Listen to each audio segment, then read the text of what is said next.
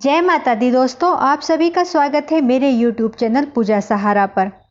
आज हम जानेंगे कि नवरात्रि में घट स्थापना या कलश स्थापना कैसे की जाती है, क्या क्या उसके लिए हमें आवश्यक सामग्री चाहिए।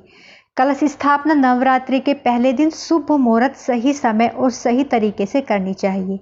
तो आइए जानते हैं कि क्या क्या हमें इसके लिए सामग्री चाहिए।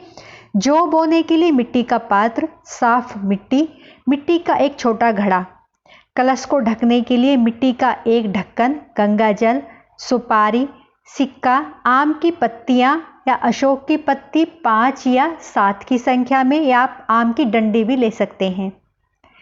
कच्चे चावल, मोली अथवा कलावा अथवा रक्षा सूत्र, जौ या जवारे, इत्र, फूल और फूलों की माला, नारियल, कच्चा नारियल जल वाला, लाल कपड़ा, लाल चुन्नी और दुर्वा घास।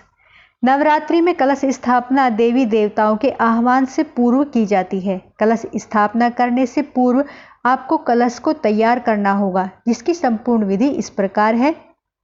सबसे पहले मिट्टी के बड़े पात्र में थोड़ी सी मिट्टी डालें, उसमें ज्वारे के बीज डाल दें।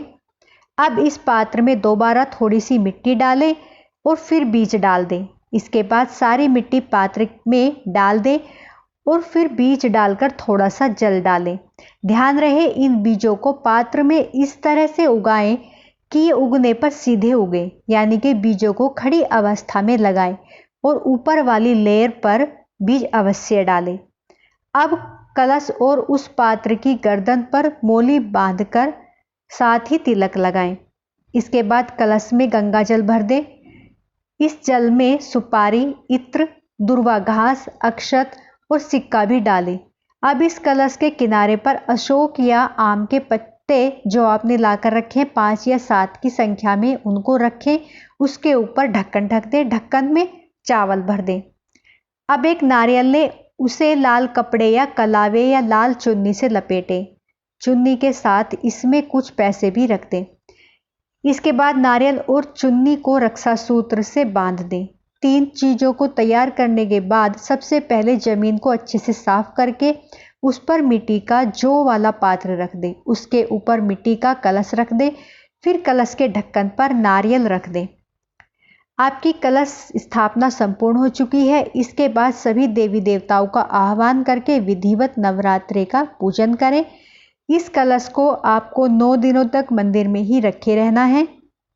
बस ध्यान दें कि सुबह शाम आवश्यकता अनुसार पानी डालते रहें। अब हम जानेंगे कि कलश स्थापना के बाद माता की चौकी को कैसे स्थापित करें। सबसे पहले एक लकड़ी की चौकी को गंगा जल या स्वच्छ जल से धोकर पवित्र करें।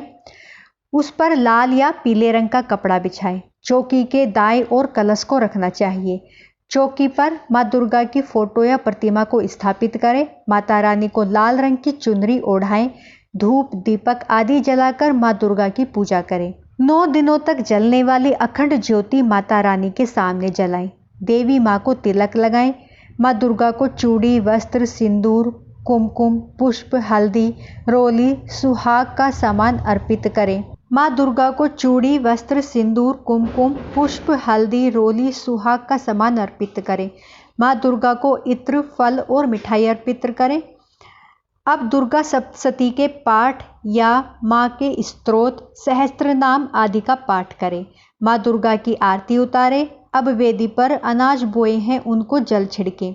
नवरात्रि के 9 दिन तक माँ दुर्गा की पूजा अर्चना सुबह शाम करनी चाहिए। जो पात्र में आपने जो जौ बोए हैं उन पर जल छिड़कते रहना चाहिए, क्योंकि अगर जो हमारे हरे भरे होते हैं तो आने वाला वर्ष हमारे लिए सुख समृद्धि से भरा हुआ होता है।